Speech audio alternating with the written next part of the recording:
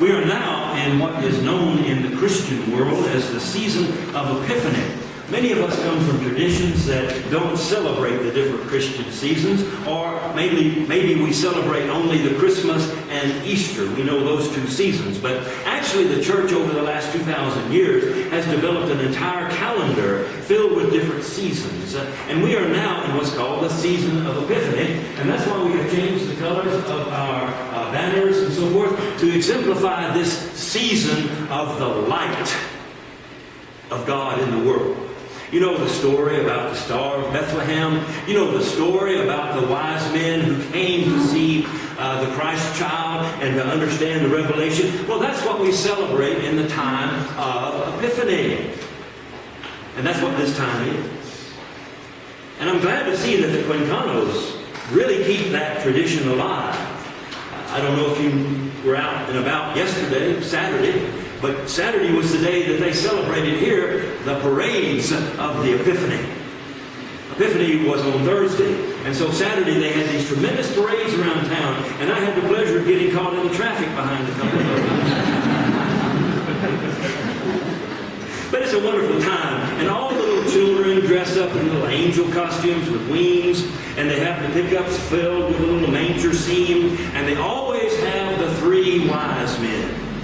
Usually it's the older boys who are tall enough to look like a wise man. And I was stopped in the traffic there at Parque Calderon trying to get through that parade. I guess they thought I was part of the parade. I don't know. But I saw one of the best Epiphany scenes, one of the great nativity scenes, I should say, that I have ever seen. There was a truck parked on the side of the road right there across from Rainy Pampas. You know where that is. And they had already been through the parade, and so the little angels were sitting in the back of the truck, and they were all talking to each other and fluttering their wings around, and they had their little nativity scene there with the baby Jesus. But here were these three wise men leaning on the pickup, kind of looking over on the inside. And I thought, well, that's a nice looking nativity scene. But instead of having gold, frankincense, and myrrh in their hands, the first one was eating choco, corn on the cob. The next one had an ice cream, and the last one had papas fritas. I thought, now there is an Epiphany scene from Ecuador. No gold, frankincense, and myrrh.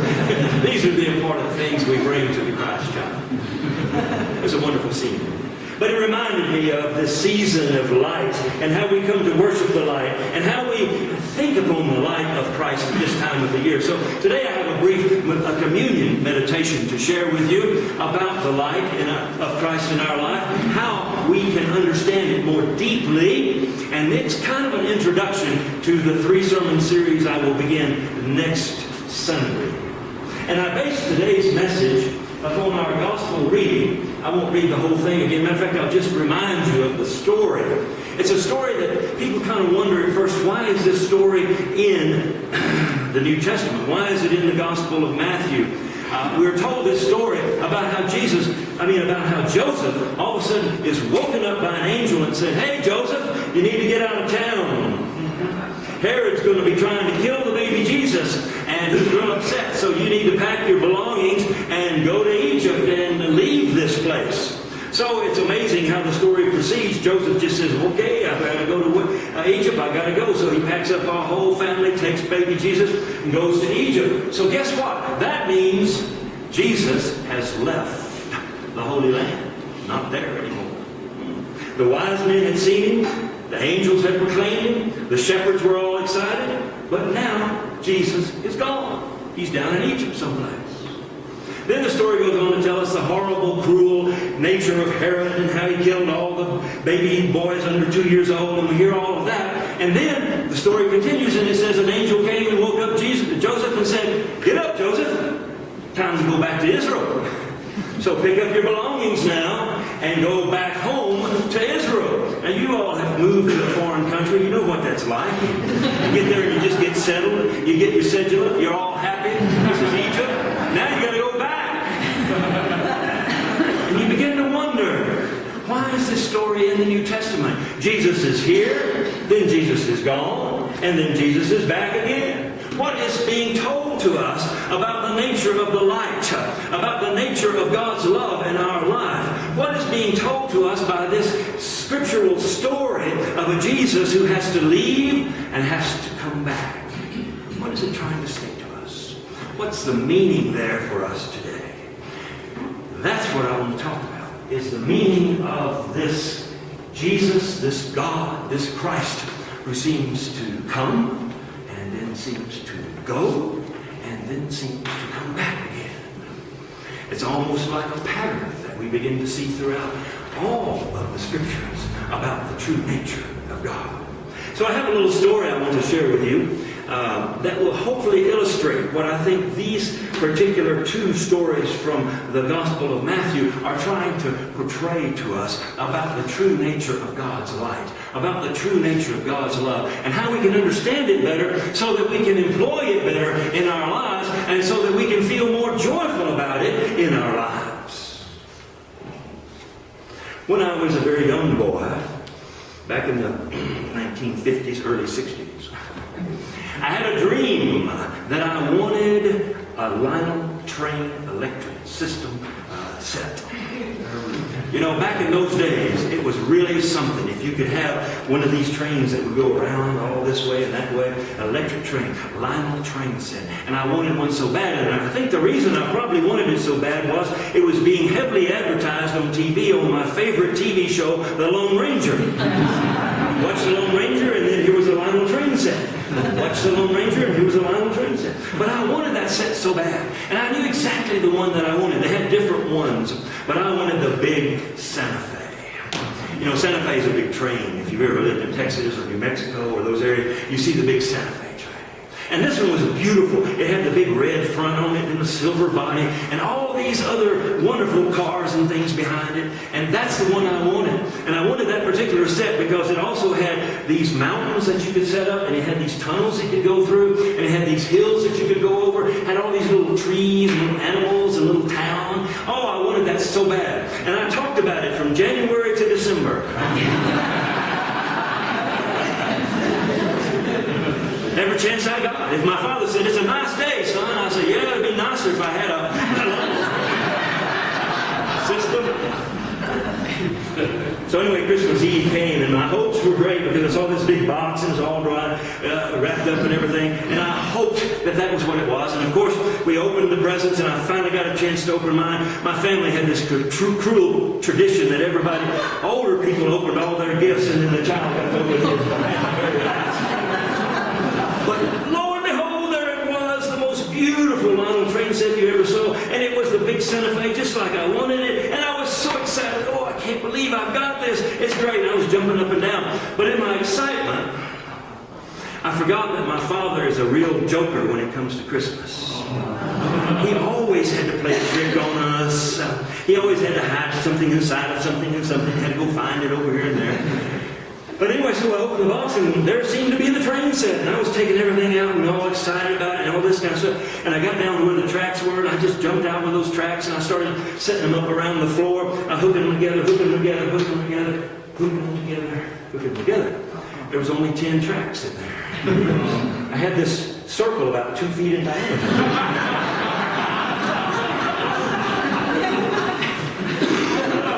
Is this all there is to it? I said to myself, it can't be like this. The train would just go around and around and around. And I sort of told my father how disappointed I was about that. And he says, "Well, that will teach you to watch TV. You should be very careful what you see on TV." Well, I was in no mood to hear a lecture about the trickery of advertising. And he was saying, "Oh, the TV looks so much better than what you actually get." So, you know, I was just devastated. And I played with it a little while. I was bored and everything. And finally went to bed, and I thought, well, that's just about the end of it, I guess. My Christmas this year was not that great. But like I said, my father was a joker. So the next morning I wake up half asleep, and I come into the living room, and oh my gosh, that little circle had become this amazing, huge train set. Took over all the living room, all the dining room, everywhere you could see this train set. I was like, wow, this is great. I don't know how it happened, but it's wonderful. And it was such a tremendous thing for me to see that. And it was great because the train would take off from the station, went down into a tunnel behind the Christmas tree. You couldn't see it anymore. Across a little white snow thing below the Christmas tree, and over behind the dining room table, and out behind the buffet, all back around my father's chair, over a mountain, down.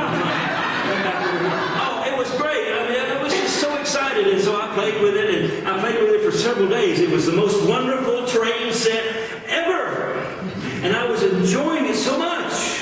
To be able to watch that train, we had a little system of guiding it. You could speed it up, slow it down, put it on auto run. Oh, it was just wonderful. But then it was cold, of course, in West Texas at that time. And it always happened to me every year, right after Christmas, I get these earaches because of the cold wind in West Texas.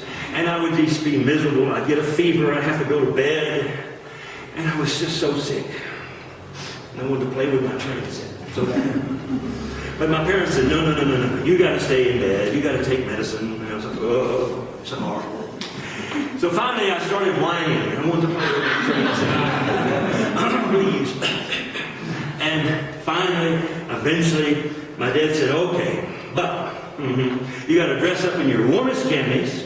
You got to wear these little gloves. And we're going to put a blanket down, and you can lay down there next to the train station. We're going to put a blanket over you, and going to give you a hot water bottle under your head. And you can lie like this, and you can watch the tunnel when the train's coming this way. But you will not get out under your blanket. You will not reach out from under your blanket. You will not get cold under any circumstances. And then he took the control and put it way over. Well, it was either lie there and watch the train like this, or go back to bed. So I said, okay. So he ran it about 3 or 4 times through it, and I got to see it go and come, and it was all nice. I was lying there watching. And then he put it on the auto run, and it slowed down in the train station. And so here I am lying there, and I'm watching it, and just trying to keep my little eyes on it, and see if it go back toward the train. And that's as far as I could see it. And it went off into the tunnel, and it was gone. Now I had cotton in my ears because of the ear infection, and I couldn't hear if the train was coming back again. I thought it was coming back again. And I lay there and lay there. My ear was hurting real bad because of the pain. And I just kept looking at that tunnel and looking at the tunnel. And it wasn't coming. And I just, very, very frustrated at that point. And I wanted to cry out to my father, why isn't the train coming back? But just about the time I was ready to cry out, it had this wonderful feature. When it went into the tunnel, it clicked the switch and it goes, whoa! And the light came on. Oh, I could see it. It was coming through again. And I was so happy. And I watched it as it went by. I just watched every little car go by. And I dreamed about trying to take something off of it and put onto it, but I couldn't put my hands out from under the blanket. And I wanted it to stay longer. I wanted that train to stay in the station. But the train kept going and going and going. And then pretty soon, I could see it leave again. So I lay there and waited again. It seemed like it must have stopped somewhere because it took forever for it to come back. And I waited and waited, but I didn't want to cry out to my father because I thought maybe I'm just not patient enough. And eventually, sure enough, here it came again. And I was excited again. And it was wonderful. And it went on by again. And all afternoon I lay there on my little hot water bottle waiting for that train to come back. And every time it came back, I was inspired. I was renewed. And I hated when it faded and went back into its tunnel and round the other way. But eventually, as the afternoon began to turn into shadows and the evening began to come, I was getting sleepy from some really bad tasting medicine my father came and gave me. And I was lying there, and I had quit worrying about whether the train was coming back. I quit. I just said, it's coming back. I know it. I've seen it enough. I've experienced it enough. I've felt it enough. The train's coming back. And so I just lay there in peace, waiting for the train to come back. And of course it did. And then I didn't worry the next time. I just kept getting more and more peaceful, more and more relaxed, until finally, in the peace of knowing the train was coming back, I went to sleep. And that's the story. Now, I share that story with you because I think it illuminates a lot about God's love, the presence of God's love in our life. and how it really comes into our life, and how it also seems to disappear from our life. But yet, and this is the good news, it always comes back. You see? I think that's what this story now, over the years, as I look back at that story and think upon it, that's what it has taught me to begin to understand about the way God's love works in our life.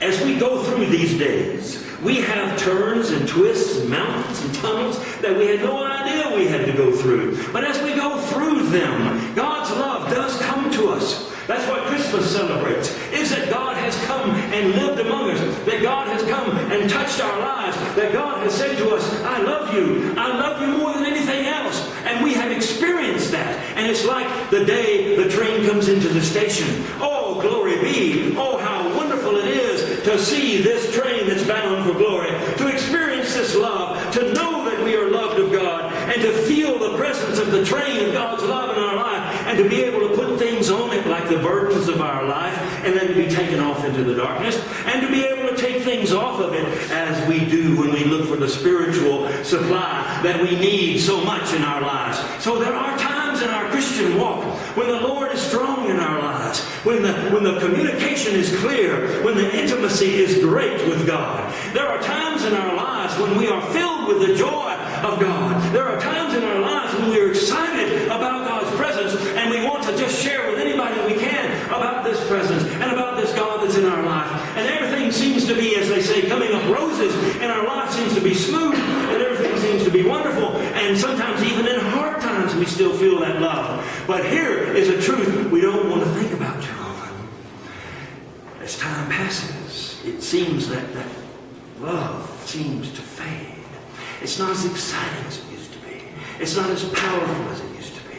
It's not as present as it used to be. It seems to have kind of left us. And especially if we go through hard times, especially if we go through difficult situations, we begin to wonder, where's the train? Is it ever coming back again? We find darkness here and we find darkness there, and our deaf ears cannot seem to hear anything from God. We don't know what to think about it. We don't know what to do. And we begin to feel isolated from God. We begin to feel empty. We begin to feel as if God is not real to us. We go through the motions. We go to church. We go to worship. We go to church. We go to worship. But nothing's happening. God doesn't seem to be present. And sometimes we begin to fade in our faith. And sometimes we begin to doubt that train's ever coming back. Sometimes we begin to think that way. And then it gets worse. And we begin to feel worse about it. But then, this is the good news I want to try to share with everybody here. No matter how dark it gets, no matter how long you have to wait, the love comes back, and it's stronger than it was before. This is what's great about God's love. Let it come, let it fade, but let it come again. And when it comes again, it comes more stronger than it was before. And as you live your faith life, you begin to be able to live in peace, to know that sometimes there are euphoric moments of being with God, and then sometimes there are quiet and empty times in which you wonder if you are alone. And then there's even a new surge of God's love. This is the God that comes and goes and comes again. This is the God we have. This is the God of love we need to understand. This is the light of Christ we need to see in our world, and not ever think that because we feel empty, that because we feel no contact with God, that because we feel that we are alone in this world, that somehow that is a proof to us that God has abandoned us and that God will never come to us again. No, do not think that. Never, never think that. Because the truth I want to live with you today is that God always comes back. Always, always, always. Without fail. He is steadfast. He is faithful. And He will come back to you. In your darkness, you will hear His whistle and you will see His light.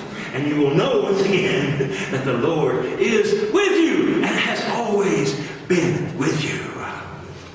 There's a book you should read if you have not read it, written by Mother Teresa, as she was once known, now Saint Teresa. It's a book she wrote which is called Come Be My Light. And in that book, when you see the title, you think you're going to read a book about, how close she was to God and how God inspired her to do this and that and to set up over 180 missions around the world to help the poorest of the poor. You think you're going to read a book of inspiration. But let me tell you, it's not a book of inspiration. It's a book of great sadness and darkness. Because she describes the fact that for 50 years, while she was ministering to the poorest of poor and building that amazing ministry that she has built, she felt empty and no presence of God whatsoever. Now, can you imagine when you look at her work, what it must have been like to wait, and to wait for 50 years until that light came right before she passed away, and she understood that God was with her all the time and was coming back. It just took a while for that to take place. I'm trying to get that point across. That this is the God we have. He has never left us. He will never leave us. And if it feels like He has, here's the truth. He's coming back again.